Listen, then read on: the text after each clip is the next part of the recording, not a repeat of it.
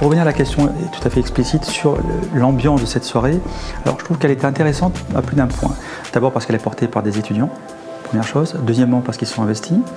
Troisièmement parce qu'ils ont réussi un mariage assez intéressant entre des professionnels, donc des gens, des praticiens, et eux-mêmes avec leur vision de jeunes futurs praticiens. Ça, c'était la première chose. Et deuxièmement, sur la thématique elle-même, c'est assez intéressant parce que c'est une thématique qui est finalement relativement banalisée.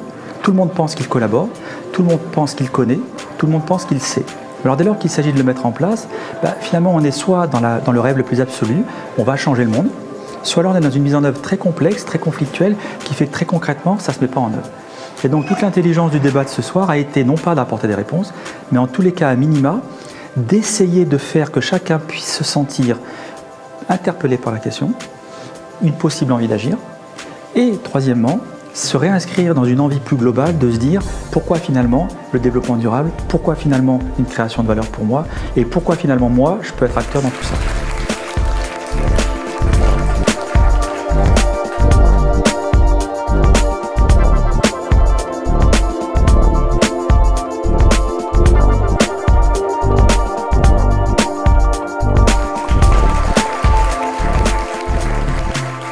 Alors au-delà du simple plaisir de participer à ce genre de choses et de voir la qualité de travail qu'ont pu délivrer les étudiants, je trouve que c'est un bel exercice donc à reproduire à tout un tas de niveaux. Je crois que les modalités sont intéressantes, dont y compris ce petit côté amusant que représente la frustration d'être sur des petits moments brefs de sprint pendant ces 20 minutes de participation et de foisonnement d'idées. On sait qu'on est sur un élan et comme par hasard c'est un élan collaboratif, donc c'est absolument parfait. Je pense qu'aujourd'hui il y a des moyens techniques qui nous permettent de rester en contact. Là on était avec des jeunes qui étaient plein de dynamique et d'intelligence et c'était absolument génial.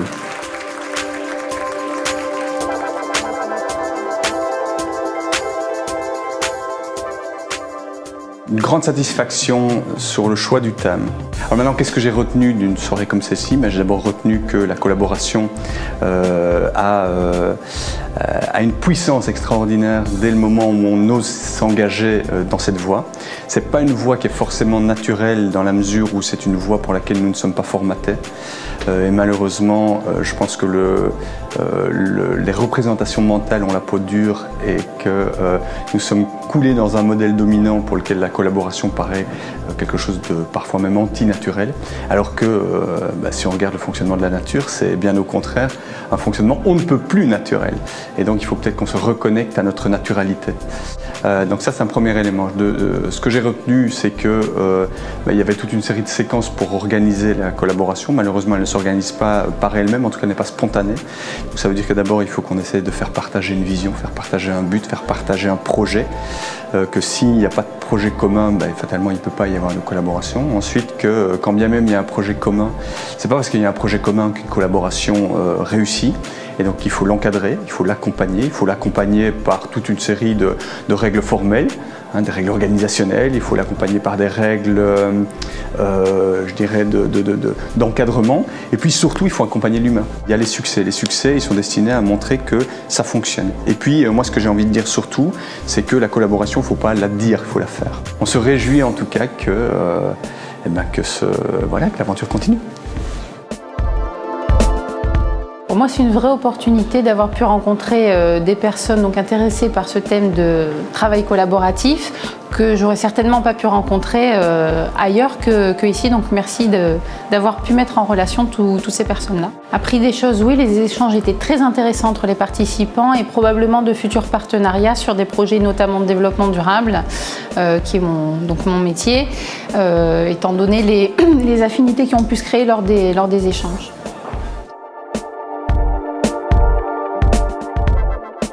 Je dois féliciter les organisateurs de cette manifestation, tant par l'aspect concret pratique de cette organisation que par le choix du thème qui est effectivement particulièrement original et qui me touche.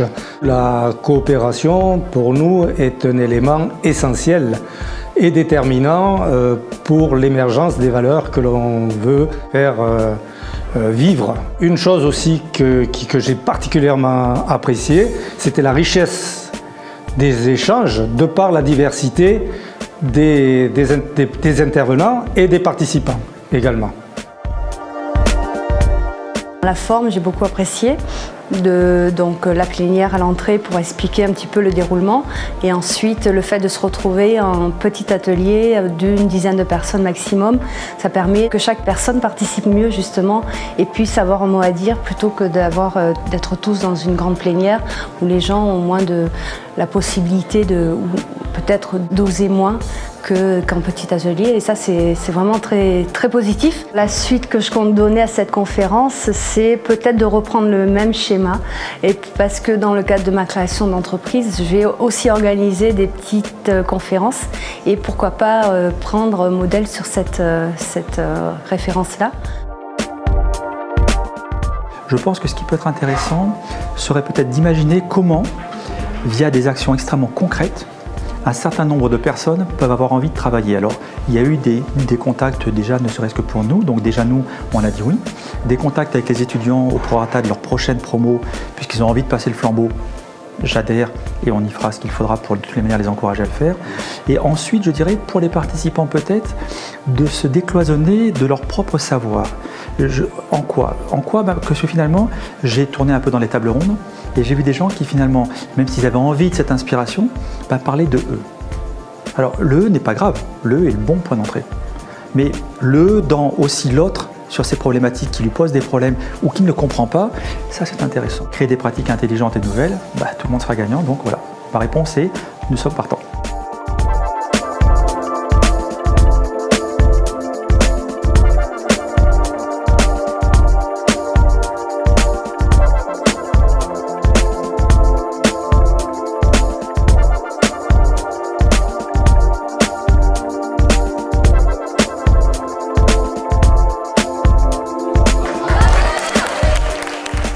Nous avons aujourd'hui organisé une conférence sur le thème du collaboratif comme levier de performance durable.